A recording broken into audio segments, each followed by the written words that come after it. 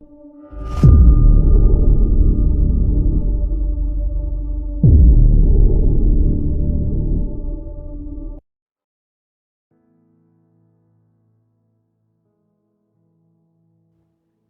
Bapak Ibu yang dikasihi Tuhan dimanapun kita berada. Kembali kita bersama-sama bertemu untuk membaca dan merenungkan sebagian dari firman Tuhan. Pada kesempatan ini kita akan merenungkan kembali firman Tuhan yang terambil di dalam kitab Yesaya pasal 37 ayat 1 sampai 38. Tetapi baiklah kita berdoa terlebih dahulu. Tuhan, terima kasih Tuhan karena Engkau begitu baik dalam seluruh kehidupan kami. Dan pada kesempatan ini Tuhan kami kembali bersama-sama akan membaca dan merenungkan firman yang Engkau siapkan untuk kami semua. Pakailah hamba-Mu Tuhan untuk memperkatakan firman sesuai dengan apa yang Tuhan kehendaki. Siapkanlah hati setiap kami yang mendengar, supaya firman ini betul-betul bisa menjadi saluran berkat bagi banyak orang. Terpuji nama-Mu ya Bapa, kami serahkan akan jam pemberitaan firman ini dalam tangan kuasa. Hanya dalam nama Tuhan Yesus Kristus kami berdoa dan ucap syukur. Amin. Kesempatan ini saya diberikan satu tema, yaitu jalan Tuhan selalu ajaib. Iya, jalan Tuhan memang selalu ajaib. Dan saya tadi sudah katakan, pembacaan Alkitab kita itu terambil di dalam Yesaya pasal 37 ayat 1 sampai 38. Tetapi saya akan membaca beberapa ayat saja di sini, yaitu ayat 2, 4, 34 dan 35 saja. Disuruhnyalah juga Eliakim, kepala istana, Sebna, panitera negara, dan yang tua-tua di antara para imam dengan berselubungkan kain kapur kepada Nabi Yesaya bin Amos. Mungkin Tuhan Allahmu sudah mendengar perkataan juru minuman agung yang telah diutus oleh Raja Asyur, tuannya, untuk mencela Allah yang hidup, sehingga Tuhan Allahmu mau memberi hukuman karena perkataan-perkataan yang telah didengarnya. Maka baiklah engkau menaikkan doa untuk sisa yang masih tinggal. Saya akan melanjutkan di ayat 34 dan 35. Melalui jalan dari mana ia datang, ia akan pulang. Tetapi ke kota ini ia tidak akan masuk. Demikianlah firman Tuhan. Dan aku akan memagari kota ini untuk menyelamatkannya, oleh karena aku dan oleh karena Daud hamba-Ku. Bapak Ibu yang dikasihi Tuhan, kisah ini dituliskan ketika Raja Hizkia memerintah dan dia mendapatkan satu tamu agung dari negeri Asyur. Dia adalah juru minuman agung Raja Asyur yang datang kepada Raja Hizkia untuk menyampaikan pesan Raja Asyur kepadanya. Tetapi ketika kita membaca bagian ini, ternyata apa yang disampaikan oleh juru minuman agung Raja Asyur ini, dia bukan menyampaikan kabar yang baik, tetapi dia mencela dan menghina Allah yang hidup. Sehingga sedihlah hati Hizkia pada saat itu.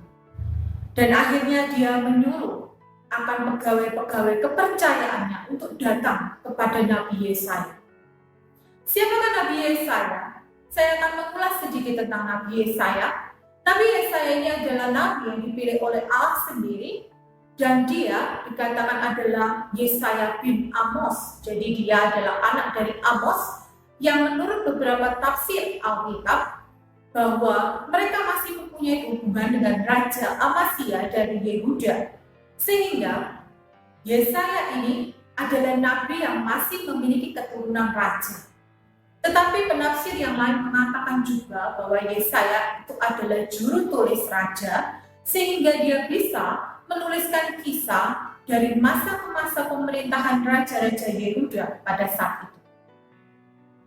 Dan yang kita tahu lebih dari yang mereka tafsirkan adalah Nabi Yesaya adalah nabi yang diizinkan Allah untuk menubuatkan siapa Mesias kita yang akan dilahirkan.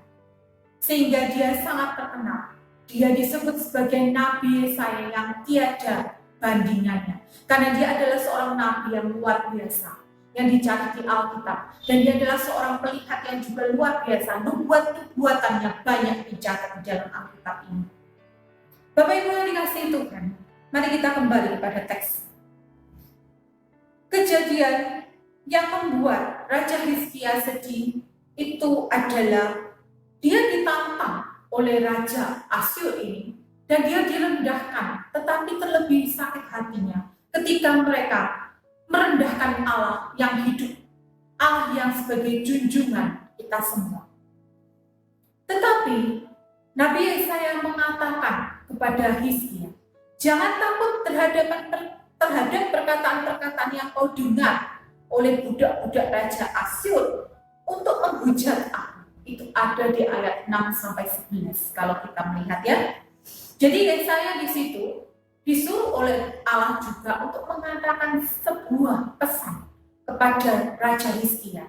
Walaupun Raja Hizkia waktu itu tertekan dengan kondisi yang ada, dia marah, dia kecewa, dan dia sedih hatinya, tetapi Yesaya tetap mengatakan jangan takut.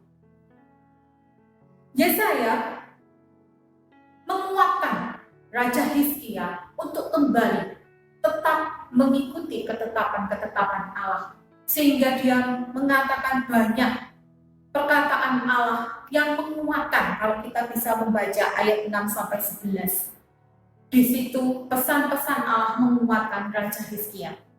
Namun ketika mereka kembali dan akhirnya melihat bahwa ada satu peperangan juga yang harus dilakukan oleh Sanherib, tiba-tiba Raja Asyur ini kembali mengirimkan surat tantangan kepada Raja Hizkia. Surat tantangan ini menantang kembali akan Allah yang hidup, sehingga Hizkia menjadi sedih kembali. Akhirnya dia membawa surat itu ke dalam rumah Tuhan dan dibentangkannya surat itu di hadapan Allah. Itu kita bisa melihat di ayat 14-20. Di situ Hizkia sedih sekali. Dia membentangkan surat tantangan itu di hadapan Allah dan dia berdoa kembali kepada Allah untuk mengambil sebuah keadilan dan tindakan di mana Allah akan menindak semua kejadian yang merendahkan Allah tersebut. Sehingga Allah menyuruh Nabi Yesaya untuk kembali kepada Raja Hizkia untuk mengatakan kembali bahwa Allah tetap menyertai dia. Di dalam ayat 21 dikatakan, lalu Yesaya bin Amos menyuruh orang kepada Hizkia mengatakan, beginilah firman Tuhan Allah Israel tentang yang telah kau doakan kepadaku mengenai Sanherib Raja Asyur. Kemudian kita bisa melihat ayat 22-29. Di situ Allah berdialog dengan Hizkia. Ketika kita mengikuti berikutnya, di ayat selanjutnya dikatakan di ayat 33 bahwa Tuhan Allah kita kembali menguatkan Raja Hizkia dengan satu janjinya kepada Raja Hizkia untuk menyelesaikan masalah Hizkia dengan Raja Asyur. Bapak Ibu yang dikasihi Tuhan, jalan Tuhan memang selalu ajaib. Terkadang kita tidak pernah tahu berapa lama atau berapa waktu Tuhan menjawab semua yang menjadi tantangan dalam kehidupan kita. Tetapi Allah senantiasa menyediakan satu jalan ajaib ataupun satu penyertaannya, satu perlindungannya kepada kita semua. Kita bisa melihat di situ bahwa akhirnya Allah menindak akan perbuatan-perbuatan dari Raja Asyur sendiri.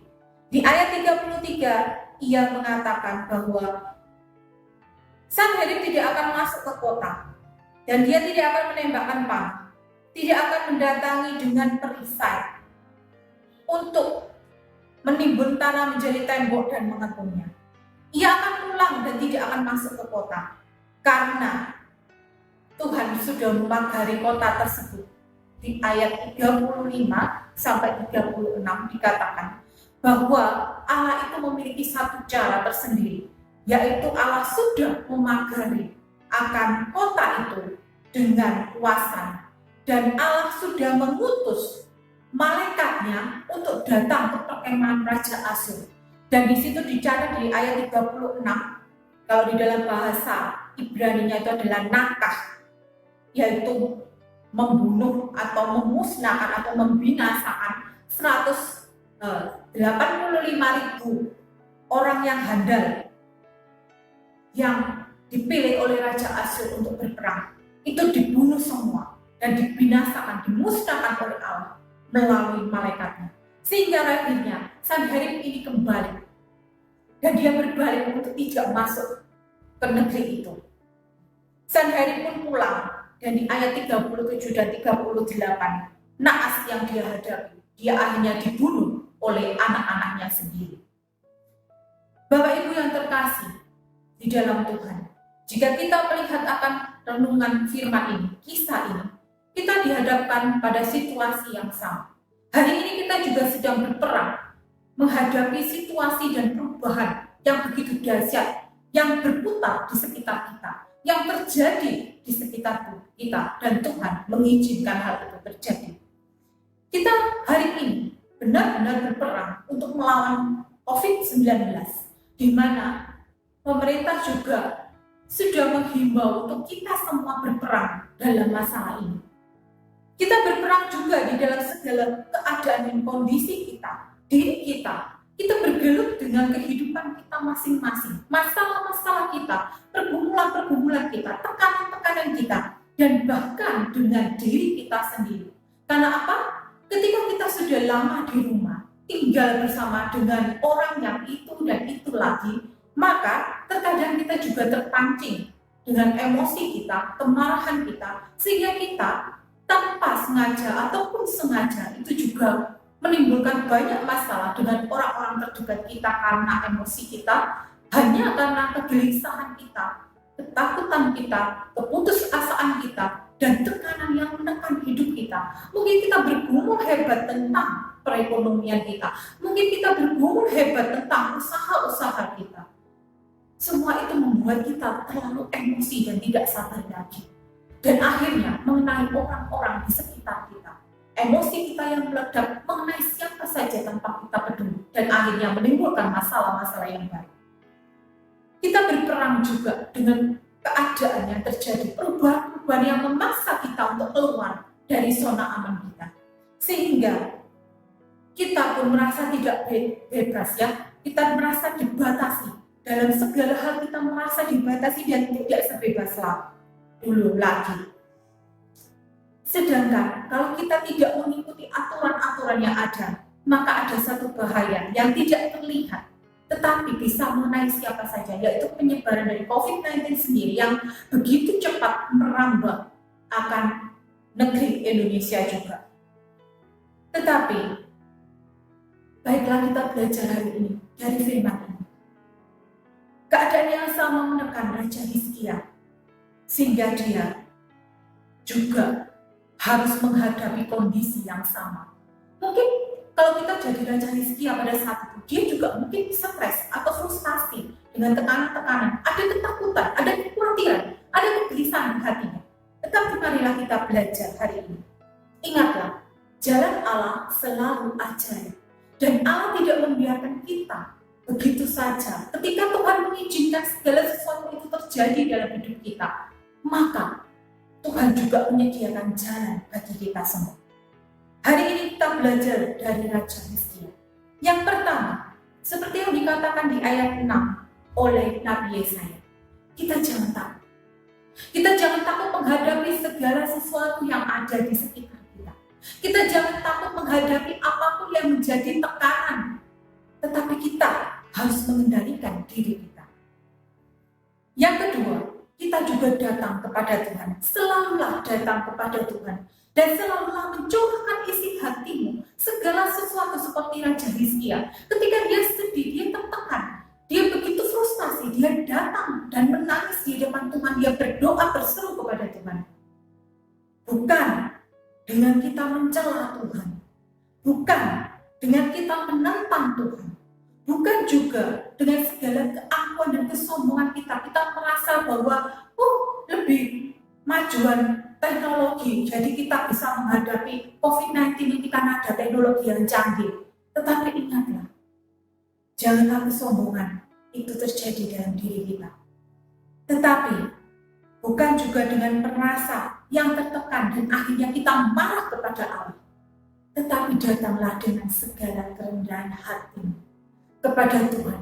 Curahkanlah seluruh isi hatimu kepada Allah. Dan yakinlah bahwa Allah akan menjawab semua doa-doa. Yang ketiga, sama seperti Raja Hizkia, dia berserah total kepada Allah. Dia percaya dan dia yakin bahwa Allah mampu menindak semuanya dengan baik. Begitu juga dengan kita diingatkan, apapun yang menjadi masalah dalam kehidupan kita, apapun yang menjadi tekanan dalam kehidupan kita, ingatlah bahwa Tuhan akan menyelesaikan semuanya. Karena Tuhan kita adalah Allah yang ajaib. Dan Tuhan akan menyediakan jalan-jalannya yang selalu ajaib bagi kehidupan kita semua. Setiap rancangan Allah, setiap jalan-jalan Allah itu hanya untuk kebaikan kita. Dan kita harus berpegang teguh pada firman, penuh dengan ketaatan. Marilah Bapak Ibu yang dikasihi oleh Tuhan, dimanapun kita berada, dalam kesempatan ini kita kembali ke hadapan Tuhan untuk membawa hati kita betul-betul kepada Allah. Apapun yang menjadi tekanan, apapun yang menjadi masalah, sakit penyakit, pergumulan, perekonomianmu, usahamu dan semuanya, masalah-masalah di dalam keluargamu, hubungan relasi antara pasangan dan anak, hubungan relasi antara mertua dan menantu, semuanya bawalah kepada Tuhan. Mari kita memiliki hati yang sama seperti Raja Hizkia. Dan yakinlah, jalan Tuhan selalu ajaib. Tuhan bisa memakai semua cara untuk melindungi kita dan menjawab serta menyelesaikan seluruh masalah kita, sama seperti yang dihadapi oleh Raja Hizkia. Allah bisa menggunakan siapa saja untuk menyelamatkan kita semua. Mari kita sama-sama tunduk diri di hadapan Tuhan dan kita berdoa. Tuhan, terima kasih Tuhan atas perlindungan-Mu yang ajaib, atas seluruh cinta kasih-Mu dalam kehidupan kami. Seringkali kami tidak melihat keajaiban-Mu karena kesombongan kami, karena hati kami yang terlalu berkeluh kesah dan mencela semuanya itu terjadi. Biarlah Tuhan senantiasa menguatkan kami dan kami kembali percaya kepada Tuhan bahwa jalan-jalan Tuhan akan selalu ajaib dalam kehidupan kami. Terpuji nama-Mu ya Bapa, bantulah kami semua ketika kami menghadapi segala masalah. Hanya dalam nama Tuhan Yesus Kristus kami doa dan mengucap syukur. Amin.